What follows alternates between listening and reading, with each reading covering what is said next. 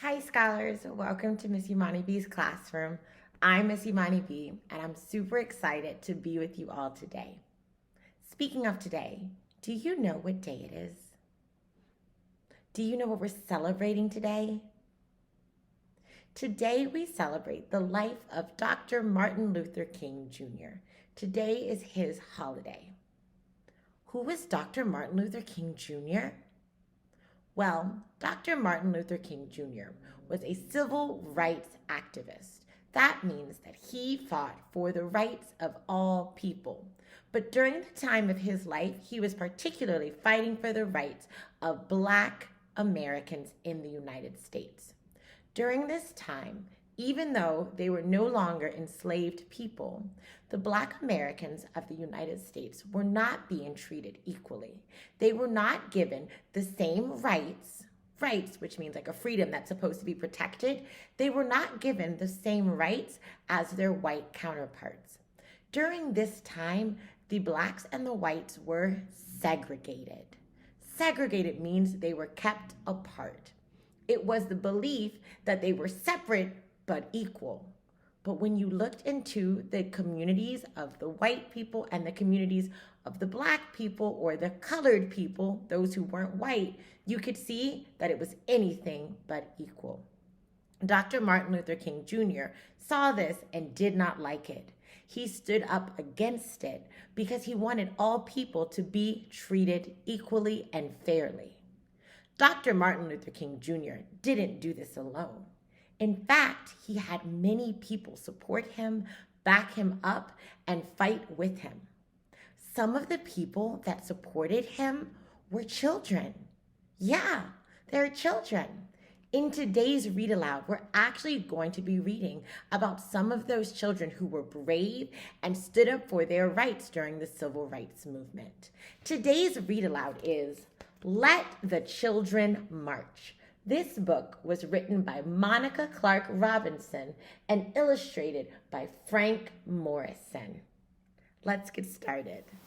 Let the Children March, written by Monica Clark Robinson and illustrated by Frank Morrison.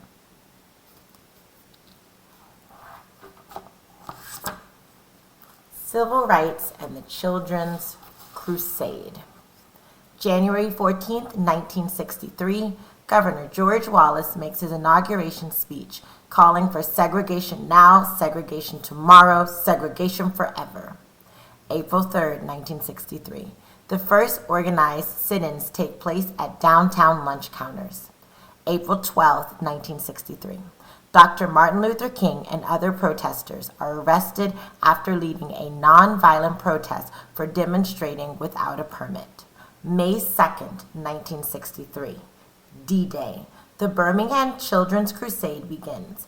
By the end of the day, 973 young marchers are jailed. May 3rd, 1963. Double D-Day. More protesters are arrested, most of whom are under 18. Commissioner Bull Connor authorizes the use of high-pressure water hoses and police dogs to control the crowds. Close to 1,000 are arrested. May 4th through 9th, 1963. Protests escalate as more adults join the marches. The jails are at maximum capacity with thousands of young people imprisoned. May 10th, 1963. Dr. King and other protest organizers reach an agreement with city leaders that begins the process of desegregation. The Ku Klux Klan holds a rally, and the home of A.D. King, Dr. King's brother, is bombed. May 19th, 1963. The school board expels many of the student demonstrators, but a federal judge overturns the expulsions just 3 days later. Let the Children March. 1963, Birmingham, Alabama. I couldn't play on the same playground as the white kids. I couldn't go to their schools. I couldn't drink from their water fountains. There were so many things I couldn't do. One warm spring night, my family went to church. We weren't there to have regular services. We were there to hear Dr. King speak. We were there to plan.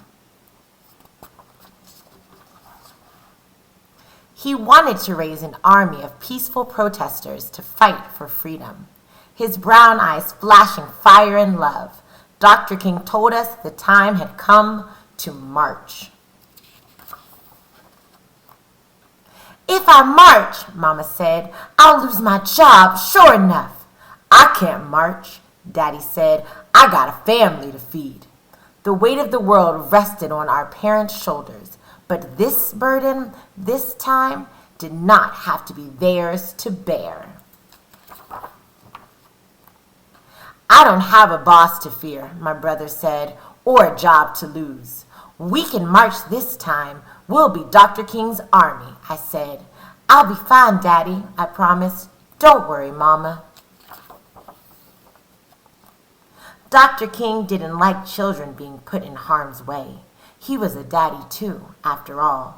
But he said that though we were young, we were not too young to want our freedom. Let the children march. They will lead the way. On May 2nd, a sunny Thursday, boys and girls, brothers and sisters, cousins and friends, we all met at the church, dressed in our best, feet ready. In a silence so loud that all I could hear was my racing heart, we began to walk. Hand in hand we marched, so frightened, yet certain of what was right for freedom. The path may be long and troubled, but I'm gonna walk on. Would I be hurt? Would we be heard? Would it all be worth it in the end? I wanted to run from the angry faces in the crowd, run from danger, run from fear. Boys and girls, brothers and sisters, cousins and friends, on we marched, we marched, we marched, singing the songs of freedom. 1,000 strong we came. Hate dogged my heels all that day, its yellowed canine teeth sharp, but courage walked by my side and kept me going. "Disperse or you'll be jailed," the police shouted the first day. "Disperse or you'll get wet," the police shouted the second day. "Disperse or we'll release the dogs," the police shouted the third day. We did not disperse. We kept on marching. We wouldn't stop until things started to change. After I was sprayed by water stronger than anything I've ever felt, rough hands pushed me forward and I fell to my knees in the police wagon. I was going to jail. Dr. King reassured our parents. "Don't worry about your children," he said. "They're going to be all right. Don't hold them back if they want to go to jail, for they are doing a job for not only themselves, but for all of America and for all mankind." That night, crowded into a cell too small for even half of the kids, we sang, "We shall overcome, ain't gonna let nobody turn me around, and freedom is coming." Our parents couldn't be there with us, but still we sang, wrapped in the proud and loving arms of our ancestors.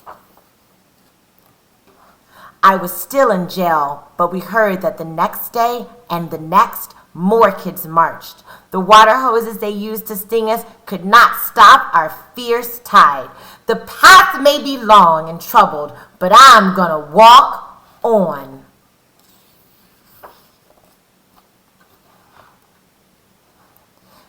Turn the other cheek, we had been taught. Show love where there is hate.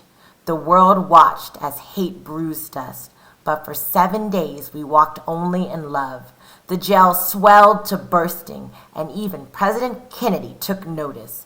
Daddy said the president received letters and calls about us from all over the world. Our march would become a memory, a small part of a larger story. But we had been heard, and the seeds of revolution were sown. 2 days and nights I stayed in the jail. Some stayed even longer. When I left, I was tired and sore, and my best dress was ripped. but my smile was as wide as the Mississippi River. I had made a difference. I'm so proud of you, baby girl, Mama said.